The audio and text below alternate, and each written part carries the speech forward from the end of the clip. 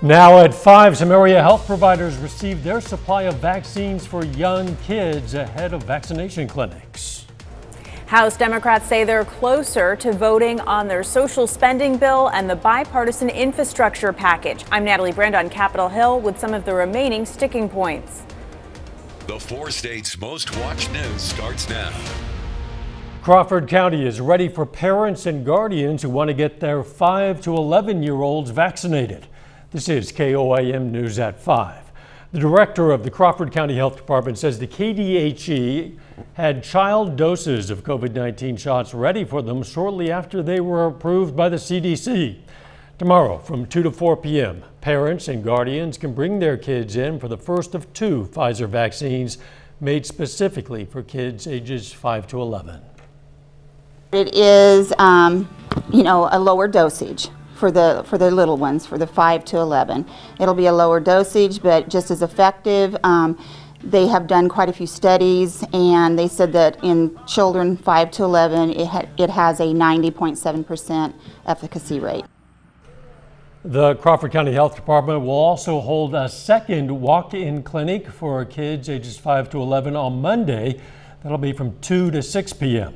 This one aims to offer Crawford County parents and guardians more after-school hours options. Brings us to today's KOAM News Now Instapoll. Today's question is, would anything convince you to get a COVID-19 vaccine for your 5 to 11-year-old child? Your choices are no, more information, or you're already convinced. You can vote at KOAMnewsnow.com/vote or through the KOAM News Now mobile app. We're going to check in on the results a little bit later in this newscast. A Newton County, Missouri jury convicts a Neosho man accused of stealing a police cruiser. Authorities say 37-year-old Jason Hurst was in police custody for trespassing. While the officers were tending to another subject, he slipped out of his handcuffs, crawled into the front seat of the cruiser, and drove off. Police chased after him and caught him when he flipped the car. Hurst was found guilty of tampering with a motor vehicle and resisting arrest. Seeing some blue skies, at least peaks of them out there, Doug Heddy. Yeah, a little bit more sunshine than what we have picked up over the past couple days. Still kind of chilly outside. We had our first freeze during the morning hours. Most of us made it down to about 30 or 31 degrees earlier during the morning. And then it's actually turned out to be a pretty good day. A lot of mid and upper level clouds, but in general, it looks fine. There's not too much going on. These clouds will kind of scoot on through as we go through the overnight hours for us tonight. Temperatures, not too bad. Most of us are sitting low to mid 50s, a little bit warmer once you get out across southeastern Kansas, northeastern parts of Oklahoma. But through the evening hours, still going to be chilly. We're going to drop back through the 50s, 40s, mid 30s later on tonight. I do think we'll get a frost again, but we should stay above that freezing line, which is always good news. And of course, we're going to look into the weekend here in just a bit. See you then. The White House unveiled new rules which will require millions of unvaccinated Americans to get the COVID vaccine. All federal employees, federal contractors, and healthcare workers at facilities receiving Medicare or Medicaid have until January 4th to be fully vaccinated. People who work at businesses with more than 100 employees must also be vaccinated or test weekly and wear a mask at work. The gridlock over President Biden's massive domestic policy legislation could be coming to an end soon, with the House preparing to debate and vote on that and the $1 trillion physical infrastructure bill. House Democrats are trying to bolster the package by adding a new paid family leave program and a possible state and local tax break. But some provisions are still non-starters for a key Senate moderate. Reporter Natalie Brand has the latest from Capitol Hill.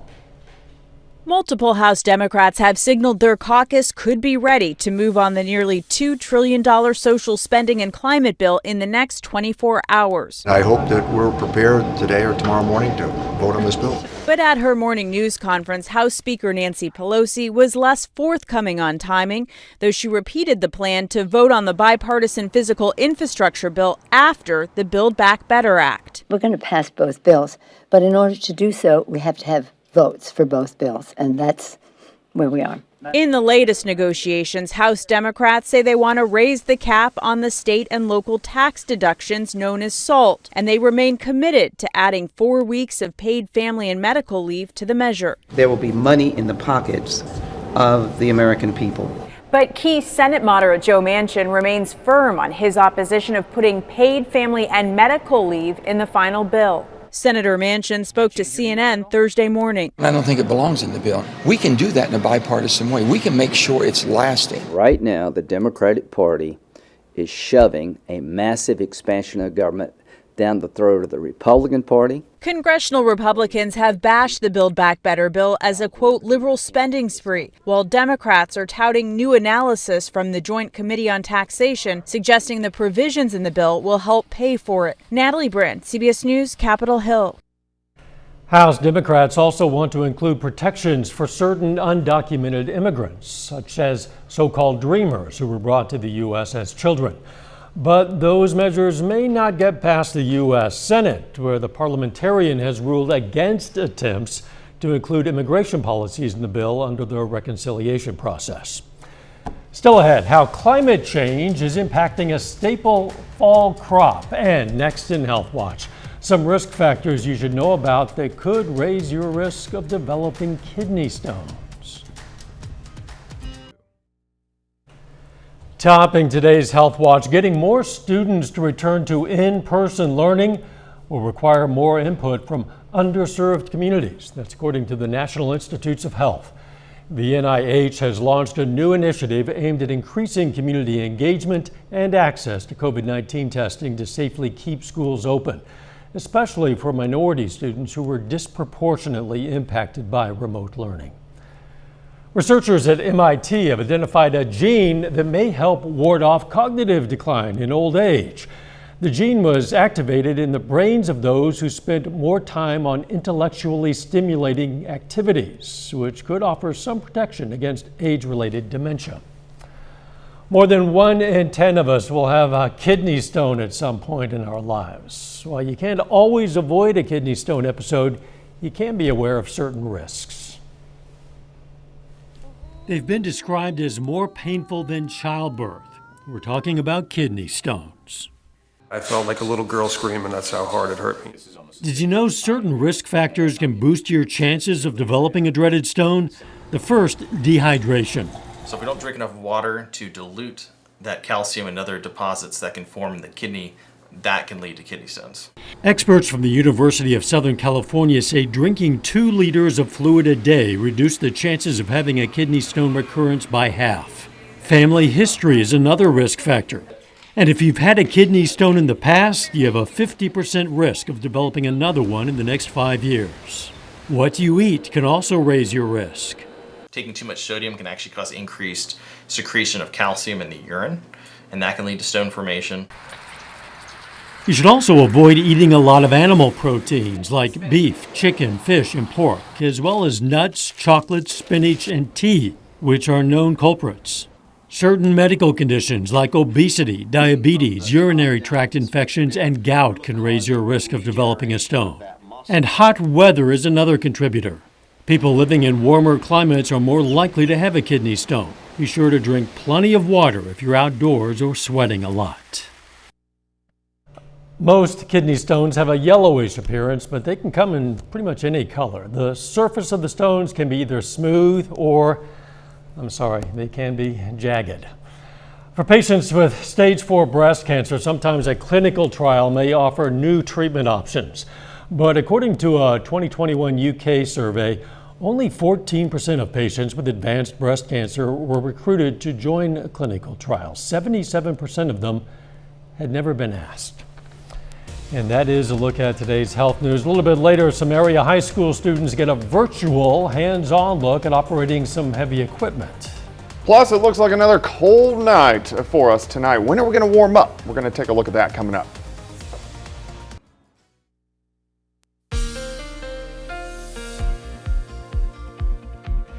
Well, in general, it's turned out to be a pretty good Thursday for us today, but a cold start during the morning hours. We had our first freeze, real thick frost across the region, and we're going to at least have a frosty night once again for us tonight. I don't think we're going to have a freeze. I think we'll stay just above that mark, but but we are going to have pretty good frost once again. We will start to warm things back up over the next few days. Tonight at 9 and 10. The 9 is going to be late after football, but we're going to have the month-long forecast. You can always get my month-long blog at KOAMNewsNow.com. Look at our temps during the morning hours, especially on the Missouri side. We dropped to about 30, 32, a little bit warmer once you get into our western counties, and then a decent warm-up. We warmed through the 40s into the mid-50s during the afternoon, and that's kind of where we are sitting right now. Nevada 53, 55, and Commerce, Parsons checking in at about 55 degrees. And the winds have been fairly light all day long, but you can see southerly winds starting to pick up in our western counties. That's going to help us start to warm things back up as we go into the next couple days. A few clouds up top, mid and upper level clouds, but currently outside sitting at 55, winds are pretty much calm. Humidity is at 51%.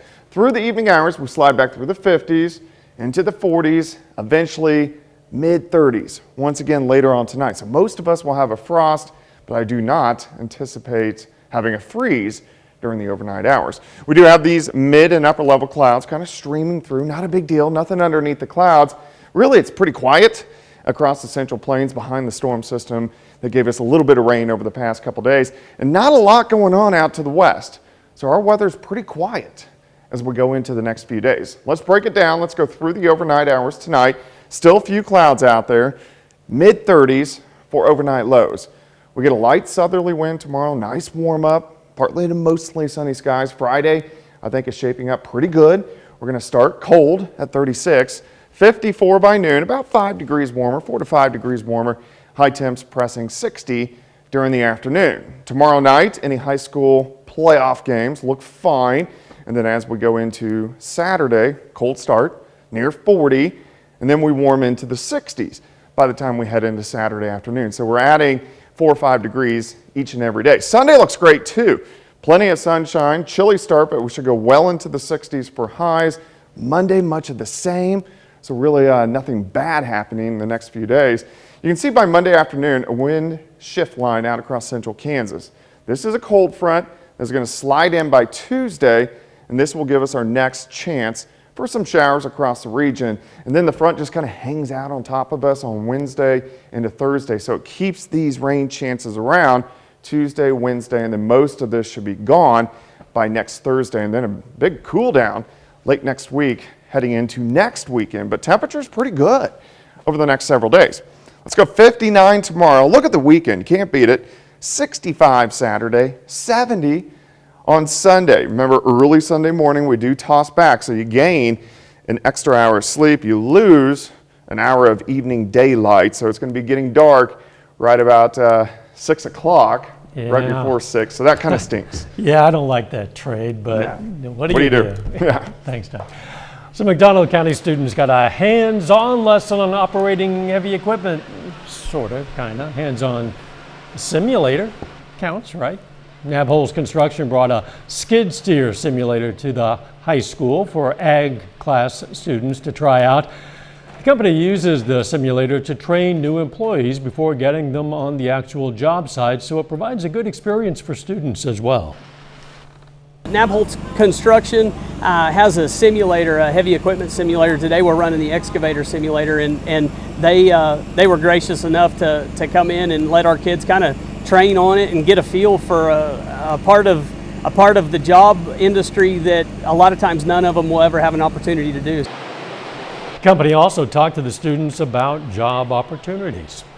Coming up, a new Commerce Department report concerning the trade deficit. First, though, we honor a local veteran.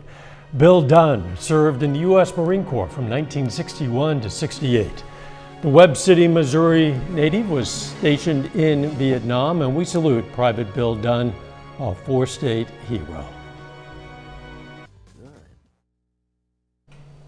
Topping today's Consumer Watch, a new government report shows the U.S. trade deficit jumped to a record high in September. According to the Commerce Department, the trade gap surged to $80.9 billion. Experts point to the global supply chain crisis as the primary problem as American companies scramble to find parts and goods to build their products. Exports tumbled 3% in September, and industrial supplies also fell. This as import prices surge due to demand outweighing supply. Ford is now the first major automaker in the nation to mandate coronavirus vaccines for its workers. The automaker said its 32,000 employees have until December 8th to be fully vaccinated. Executives say employees who do not get a shot or an approved religious or medical exemption will be put on paid leave for up to 30 days. After that, their job protection will expire. Fall is when pumpkins are found in everything from soups to coffee to pies to breads and, of course, fall decor. It's big business, especially for growers in Illinois, which leads the U.S. pumpkin production. But climate change is threatening the crop. Meteorologist Megan Garlos shows us what farmers are facing. We have our pumpkin patch. Wayne Searles is the 5th generation to work this land at Rendleman Orchards in southern Illinois. We are pretty much dictated by Mother Nature. Climate change has brought about more precipitation in Illinois and more intense spring rainfall too. The rain and wetter fields forced Wayne and his wife Michelle to pivot from zucchini and cucumbers to pumpkins. You're completely out of the vegetable business now? We're completely out of it. For now, pumpkins have allowed the Searles to stay in the farming business, capitalizing on America's obsession with everything fall. Each year, the U.S. produces approximately 1.3 billion pounds of pumpkin, and sales of products that include pumpkin, like yogurt, bread, and desserts, top $1 billion. But pumpkins are not immune to climate change. Too much rainfall and rising temperatures can also damage the health of the crop. Pumpkins like to be grown at 75 to 85 degrees, and when we start increasing temperature, that means we have less production. Alan Walters is a professor of vegetable science and breeding at Southern Illinois University. Scientists estimate that by the end of the 21st century, the average daily temperature in Illinois could increase between 4 and 14 degrees. We need to start looking further into the future, 50, 75, 100 years, what's really going to happen during that time. I'll be long gone by then, but hopefully some of my pumpkins will still be around. Walters crosses different varieties of pumpkins with optimal characteristics, like a sturdy stem, in the hopes that he will create a perfect heat-resistant pumpkin. This entire hybrid process can take years, but for Walters, it's worth it. What we're talking about is trying to save a particular way of American life. Walters says he's constantly fielding calls from farmers all around the country. And by the way, this is a 10-year process. He's still about 4 to 5 years away from having seeds that can be planted. Megan Glaros, CBS News, New York. I don't know if you knew this, but pumpkins originated in the U.S. and Mexico. Many adults are still getting help from the Bank of Mom and Dad. According to a recent survey from Magnify Money, nearly 28% of adults between the ages of 25 and 40 are still receiving financial support from their parents. But it's not just millennials. More than half of Americans say their parents helped them at some point during adulthood, like buying a car or being able to live at home rent-free. Final check of the forecast next.